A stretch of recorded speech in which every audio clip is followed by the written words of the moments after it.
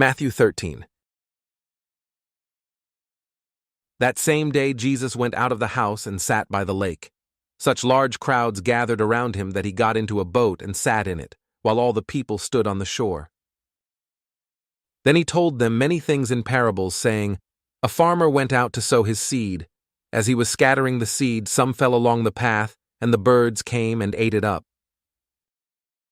Some fell on rocky places where it did not have much soil. It sprang up quickly because the soil was shallow. But when the sun came up, the plants were scorched, and they withered because they had no root. Other seed fell among thorns, which grew up and choked the plants.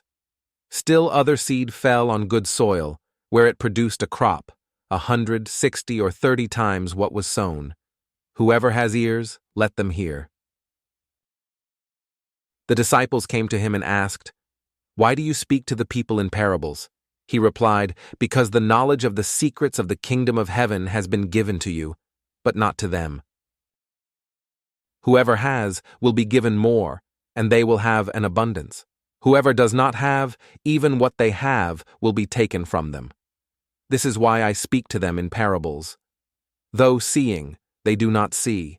Though hearing, they do not hear or understand.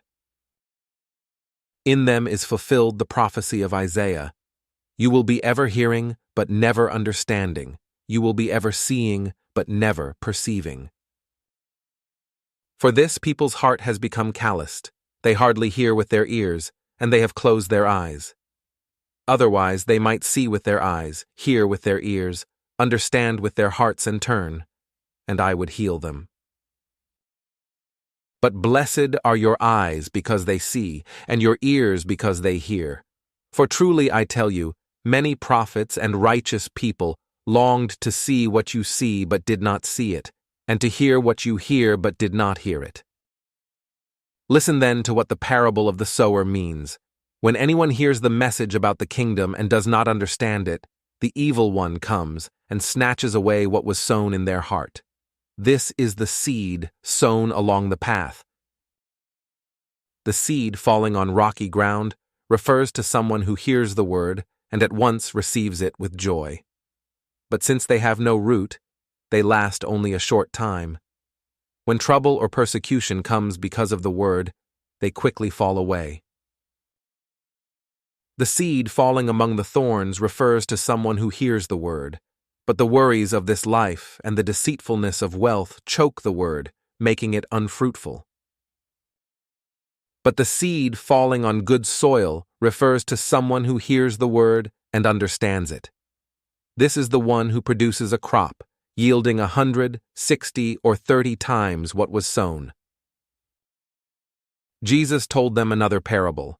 The kingdom of heaven is like a man who sowed good seed in his field. But while everyone was sleeping, his enemy came and sowed weeds among the wheat, and went away. When the wheat sprouted and formed heads, then the weeds also appeared. The owner's servants came to him and said, Sir, didn't you sow good seed in your field? Where then did the weeds come from? An enemy did this, he replied. The servants asked him, Do you want us to go and pull them up? No, he answered, because while you are pulling the weeds, you may uproot the wheat with them. Let both grow together until the harvest. At that time I will tell the harvesters, First collect the weeds and tie them in bundles to be burned, then gather the wheat and bring it into my barn. He told them another parable. The kingdom of heaven is like a mustard seed, which a man took and planted in his field. Though it is the smallest of all seeds, yet when it grows, it is the largest of garden plants and becomes a tree, so that the birds come and perch in its branches. He told them still another parable. The kingdom of heaven is like yeast that a woman took and mixed into about 60 pounds of flour until it worked all through the dough. Jesus spoke all these things to the crowd in parables. He did not say anything to them without using a parable. So was fulfilled what was spoken through the prophet. I will open my mouth in parables. I will utter things hidden since the creation of the world. Then he left the crowd and went into the house. His disciples came to him and said, "Explain to us the parable of the weeds in the field." He answered, "The one who sowed the good seed is the Son of Man. The field is the world, and the good seed stands for the people of the kingdom. The weeds are the people of the evil one, and the enemy who sows them is the devil. The harvest is the end of the age, and the harvesters are angels. As the weeds are pulled up and burned in the fire, so it will be at the end of the age. The Son of Man will send out his angels, and they will weed out of his kingdom everything that causes sin and all who do evil. They will throw them into the blazing furnace, where there will be weeping and gnashing of teeth. Then the righteous will shine like the sun in the kingdom of their Father. Whoever has ears, let them hear. The kingdom of heaven is like treasure hidden in a field.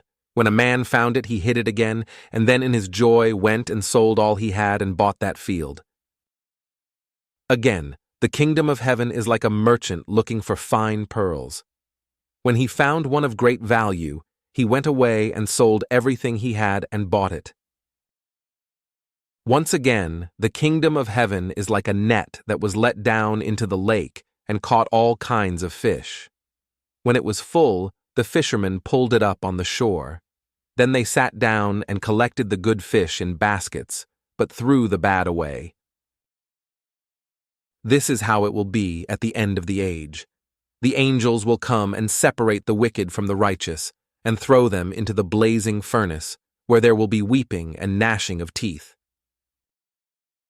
"Have you understood all these things?" Jesus asked. "Yes," they replied. He said to them, "Therefore every teacher of the law who has become a disciple in the kingdom of heaven is like the owner of a house who brings out of his storeroom new treasures as well as old." When Jesus had finished these parables, he moved on from there. Coming to his hometown, he began teaching the people in their synagogue, and they were amazed. "Where did this man get this wisdom and these miraculous powers?" they asked. "Isn't this the carpenter's son? Isn't his mother's name Mary, and aren't his brothers James, Joseph, Simon, and Judas? Aren't all his sisters with us? Where then did this man get all these things?" And they took offense at him. But Jesus said to them, "A prophet is not without honor except in his own town and in his own home." And he did not do many miracles there because of their lack of faith.